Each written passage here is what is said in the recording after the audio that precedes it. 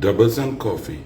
Today's Express editorial makes the claim that the fines for illegal shooting off or firing or utilization of fireworks is too low.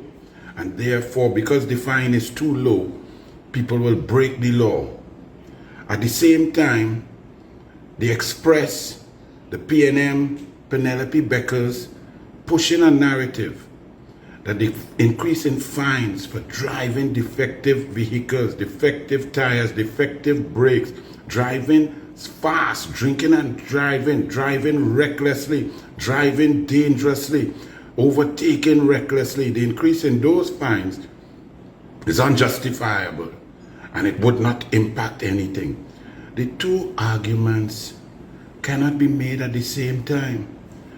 When Kamala Prasad Bisesa says that we've become under the PNM a lawless dump, is she speaking to every citizen? Is she speaking to the law-abiding ones? No.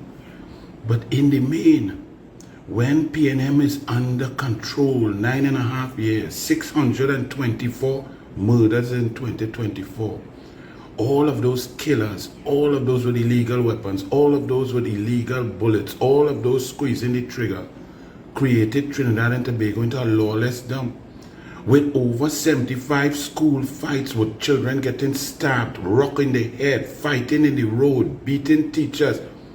Trinidad and Tobago, by those actions, is becoming a lawless dump. By driving wild on the roads and killing each other, road traffic accidents, 105 for the year already. And from my count, 3 deaths yesterday. I saw another article, I'm still waiting to confirm that it could have another 2. So it could possibly be 5 road deaths yesterday on the road. Not only that, one of them, a truck lost control coming down a hill. Why did it lose control? Was it overladen with too much load, too many brakes? Did the brakes give out? Were the brakes poorly constructed or poorly maintained? Was there a problem? Did the vehicle go through the inspection? Was the driver driving too fast with a heavy load and a truck coming down a hill? And do you know what happened to all of you who, rather than obey the law, trying to claim that increase in fines for lawbreakers is a tax? Well, that's the most ludicrous, asinine thing I've ever heard. A tax is something you have to pay. Everybody must pay. Once you do X, you must pay Y. A fine is a punishment. If you don't break the law, you don't pay no fine. So what tax? The tax for good behavior is 0, 0, 0. But you know what happened when that truck driver lost control for any of the preceding reasons? You know what took place? A little boy, 8 years old, was playing inside his yard in the safety of his home on a spin bike. His brother and another child were playing there also. Heard the truck coming, heard the ruckus and the speed that the truck was coming to lick down their wall, to come into the sanctity of their yard and home. They tried to warn the little boy who was riding with his face away from the road towards the house on a spin bike. And the truck pinned him and killed him instantly in his home. The fine's too high. We're not a lawless dump. Driving on the road yesterday, I saw at least 7 cars speeding at above 150 kilometers per hour. Not just speeding at 105, which is, some people will say, yeah, some of the nice cars that we have now, you don't even have to touch the accelerator and it will go 105. 105k, still safe, it's still manageable. You could mash your brakes, you could see what's in front, you could react. 150, 180, 200. I saw that with my own eyes, watching it, because remember I put out a challenge yesterday. Since the fines, some people are saying, are so terrible and it's so bad. Not taking the position that, hey, we shouldn't break the law. Some people even trying to say defective vehicles is okay. Then there's the ridiculous argument that this government that just now come in must fix all the roads that the PNM did not fix because the road's bad. So therefore, people could leave their car defective, drive without seatbelt, drive above the speed limit, drink and drive while the next accident that occurred, other than the one, the little 8-year-old boy. Let me deal with that one. I went too fast on that one. So now grandfather, mother, father, brother, family, cousins, everybody. Think about the opportunity cost. Think about the pain. Think about the tragedy. Think about the sufferation.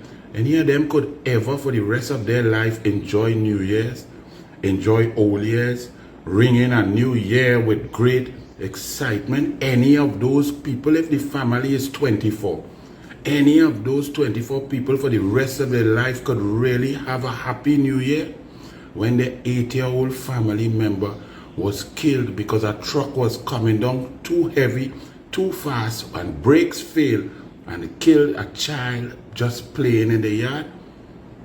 What's the cost of that? Because the fine for defective brakes or not getting inspection, whatever that fine is. Let me say that fine is 5,000, 10,000, 15,000. How much? How much that family pain worth? What's the value of that pain? Or preventing that family, that entire family from having that pain. Some of them are 11-year-old boys, so if he lived to 85, he has 74 more years of pain every year to remember that his little brother died by a truck pinning him and crushing him and squashing him in his own yard. And he saw it. He tried to warn him. He screamed out. He tried to touch his shoulder. And he failed so to do. That little boy, 74 more years of pain and torture. What is the cost of that? Tell me now. Since all you're so cranny and so lackadaisical and so indisciplined and so don't understand. Yesterday I challenged all you. I said, let me go, let me make the road safe. Next accident, 2 cars, and I tell all you, the cars that are speeding, it's not the fancy cars designed by engineers for speed, not driving machines. Tida and Mazda 323, which is low cost, energy efficient cars, gone into the point that the entire half the car disappear. And don't tell me about pothole or road, the speed you had to be going for the entire front of the car to split in half and disappear. And men crush and fly out car and dead instantly. You know the kind of speed you have to be going. You have to be going well over 140 kilometers, 160 kilometers on a normal dual carriageway. Crash and 2 men dead. What is the cost of that? Who was right? Who was wrong? I don't know. The police will investigate. But somebody was speeding. The fine too high. Trinidad and Tobago has become lawless because Penelope Beckers and the PNM. That's what they do. They tell their supporters that they're lawless. They tell their supporters that it's them children committing crime and criminal activity. Rowley say the children were behaving like hyenas in an African jungle. But the jungle got more populated while he was Prime Minister. And y'all are there continuing to try to attack Kamala Persad-Bissessar. When you're a leader and a parent, you have to deal with a situation. They're now trying to say that Kamala Persad-Bissessar talking the truth about what we have become and where we are heading because of the crime situation, the indiscipline, the school fighting, the lawlessness on the roads, the lawlessness across the country, the fighting, the shooting, the stabbings. Kamala Persad-Bissessar, in order to fix a problem, you have to first of all admit there is a problem. If the PNM don't see a problem, then we understand why for 9.5 years the society was left to decay.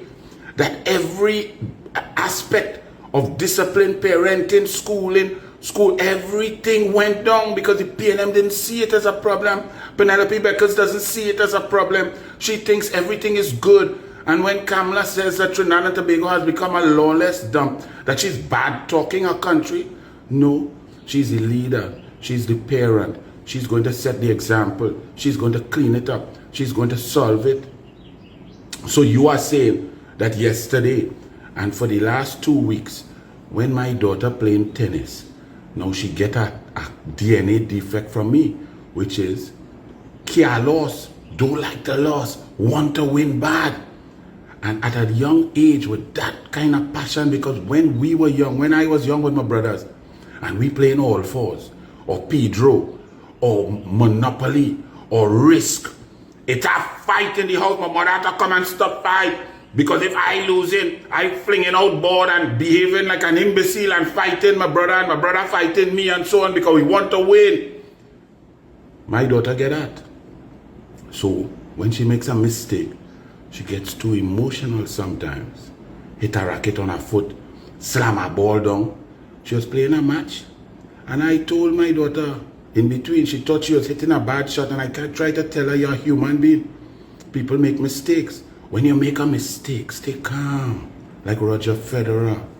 She will learn. She just turned 11. She's a baby. But I have to teach her that when she makes a mistake, it's okay. Keep calm. Let the brain function. You have to be smart. It's only the smartest players would win. You have to be able to strategize. When you're emotional and you're angry on the court, your brain slows down. So therefore, your analysis slows down. So I'm trying to teach her that mistake is all right. Just think about what made the mistake and correct it. So when she got vexed, she played about 6 matches, brilliantly playing, amazing.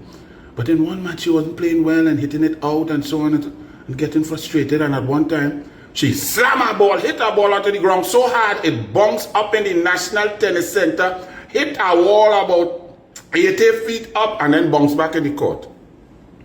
So afterwards, in the analysis, I was telling her that tantrum behavior, hitting her ball on the ground for it so it to go out the court, that was an imbecilic thing to do. So is it that I don't love my daughter, that I told her that that tantrum thing was imbecilic and it must not happen? Or is it that I have to tell her the truth in order for her to correct that, to know how bad that is and to not do it? Because your comportment on the court is very important. She's a national player. This was not a national tournament, but she will play many more national tournaments. She will put on the red, white, and black. And she has to know that when she put on that kind of a behavior is not acceptable. The only person to let her know that in the strongest manner is her father. So you mean by me telling her that I don't love her, I don't love my daughter, I don't treasure her, I don't respect her, by telling her that slamming her ball and it bouncing so high out of the court is not on, and it's imbecilic, it's silly, and she's better than that? Really? So when Kamala Prasad, the sister, says that we are a lawless dump, you all are saying it means she don't love we? Well, it means she loves this country more than anything. She sees a problem, she's identified a problem, and she will solve the problem. That is how we have to do it. So yesterday, after a little break, my daughter went back to train with a coach. And I told her before her, I said, I'm watching the attitude. If you make a mistake, stay calm, think it through. She did quite well. But on one occasion, she made a little mistake and she get frustrated and the racket slip out and drop. I say, hey. I say, you works nowhere, no. That racket is my racket, is I buy that. So sprint 2 laps, because don't do that. Because the emotion came out because she made a mistake. She sprinted 2 laps. 35 minutes later, she did it again. As she do it, she look across by me, eyes open wide. I say, yes, this time, 6 laps sprint. A triple the fine, a triple the punishment. Well, for the next hour and 10 minutes, no racket, even though she's sweating, slip out she hand again. That's called behavior changing, discipline, with a little punishment to show the importance of the change that is necessary. If y'all don't understand that, well, I can't help all you. So they keep complaining. Go and do all you want. Let more truck drive wild without brakes, old car, defective vehicle, and kill people. Y'all have to be mad. 3 to 5 deaths on the road yesterday. And we ain't even reached the real thing tomorrow. All you think carefully now. Be safe. And Kamla will fix it. Bless.